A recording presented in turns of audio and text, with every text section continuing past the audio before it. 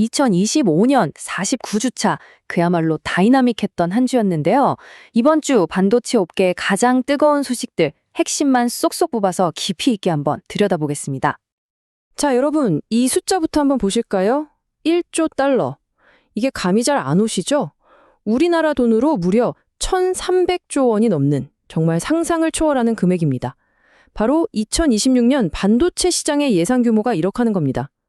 그래프를 보시면 2025년 단 한 해에만 22.5%라는 정말 믿기 힘든 성장이 예측되고 있어요. 그리고 마침내 2026년에는 1조 달러 고지를 넘어설 거라는 전망이죠.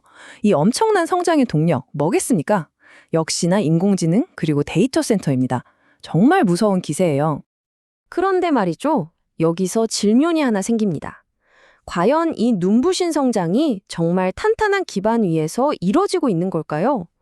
이 화려한 숫자들이 이면에는 사실 우리가 잘 모르는 엄청난 긴장과 갈등이 들끓고 있습니다.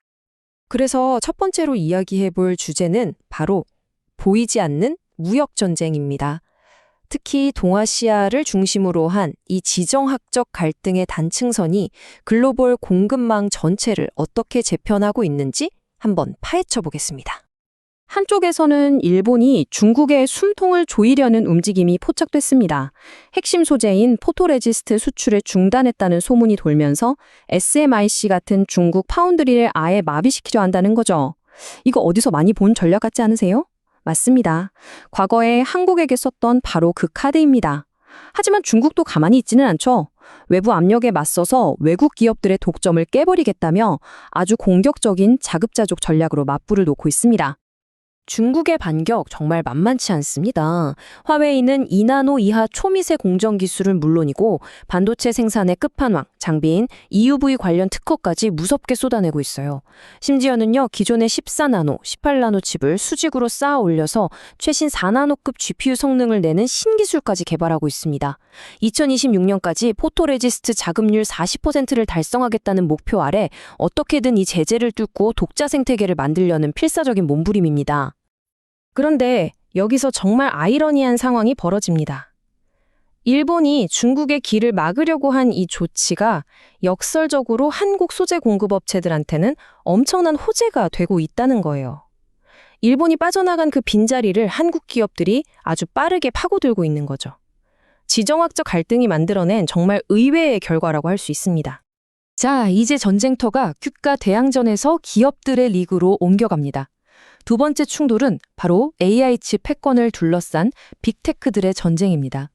그야말로 까칠 모르는 AI 칩 수요가 이 거인들 간의 싸움에 제대로 불을 붙인 거죠. 이 경쟁의 최전선은 어딜까요? 바로 TSMC 공장입니다. 엔비디아는 차세대 AI 칩을 만들기 위해서 가장 앞선 A6 공정을 선점하려고 혈안이고, 애플은 또 자신들의 미래 제품을 위해서 A4 공정 라인을 확보하려고 치열하게 경쟁하고 있습니다. 누가 더 작고 강력한 칩을 만들 수 있는 첨단 공정을 차지하느냐, 보이지 않는 전쟁이 지금 이 순간에도 벌어지고 있는 겁니다. 엔비디아의 젠슨 황 CEO가 이런 말을 했습니다. 우리는 아주 빨리 달려야만 합니다. 이 한마디에 AI 칩 경쟁이 얼마나 치열하고 또 얼마나 엄청난 압박감 속에서 진행되는지 그대로 느껴지시지 않으십니까?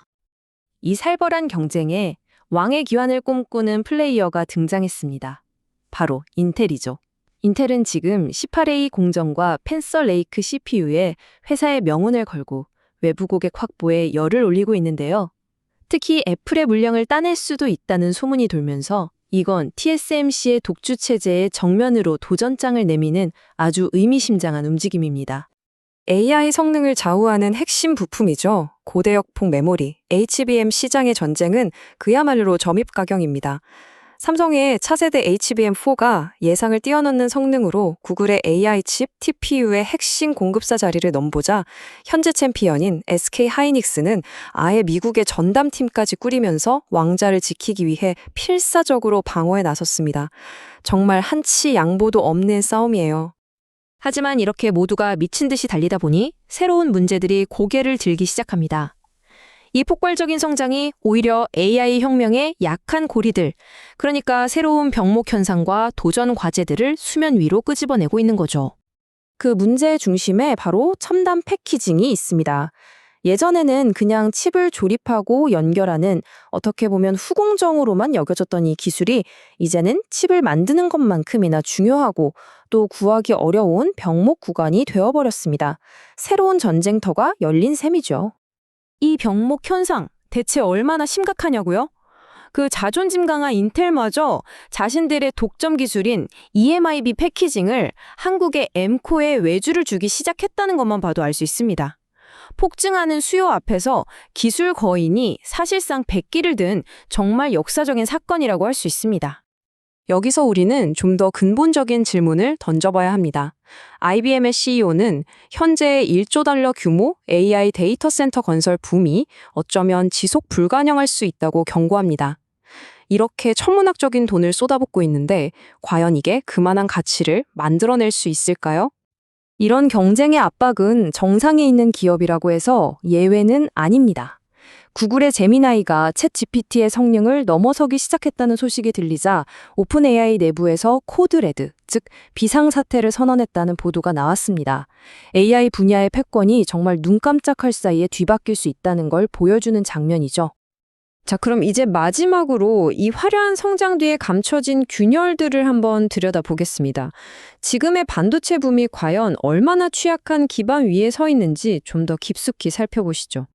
이 반도체 붐의 기반은 우리가 생각하는 것보다 훨씬 더 불안합니다. 이 도너트 차트를 보세요. 전 세계 웨이퍼 생산의 90%가 단 5개 지역에 집중되어 있습니다. 이런 극단적인 쏠림 현상, 즉 구조적 경직성은 작은 충격 하나에도 전체 공급망이 와르르 무너질 수 있다는 걸 의미합니다. 그렇다고 공급망을 여러 곳으로 분산시키는 게 쉬운 일도 아닙니다. 대만 내에서 모든 협력업체가 1시간 거리 안에 있는 TSMC의 이른바 1시간 생태계는 미국 애리조나 같은 곳에서는 도저히 따라할 수 없다는 게 드러나고 있습니다. 물류나 문화적 차이가 계속해서 발목을 잡는 거죠. 삼성의 최근 이익 급증 뒤에는 델마와 루이스 모델이라는 이름의 아슬아슬한 전략이 숨어 있다는 분석도 나옵니다. 안정적인 펀더멘탈보다는 마치 영화 속 주인공들처럼 절벽을 향해 질주하듯 공격적이고 위험천만한 결정으로 성공을 쥐어짜내는 위태로운 방식이라는 뜻입니다. 구체적으로 들여다보면 삼성의 이익 회복은 생산량이 늘어서가 아니라 가격 인상에 기댄 바가 큽니다. 그런데 더 위험한 신호는 미래 생산성을 위한 장비 유지 보수 투자는 오히려 필요한 수준보다 줄었다는 점입니다. 당장의 이익을 위해 엑셀은 밟았는데 정작 브레이크는 고장나고 있는 상황인 거죠. 이건 미래에 심각한 생산 차질을 불러올 수 있는 시한폭탄과도 같습니다. 1조 달러라는 거대한 미래를 향해 질주하는 반도체 산업. 과연 이 질주는 영광스러운 비상일까요? 아니면 벼랑 끝을 향한 무모한 폭주일까요? 오늘 저의 분석이 여러분께 생각해 볼 만한 질문을 던졌기를 바랍니다.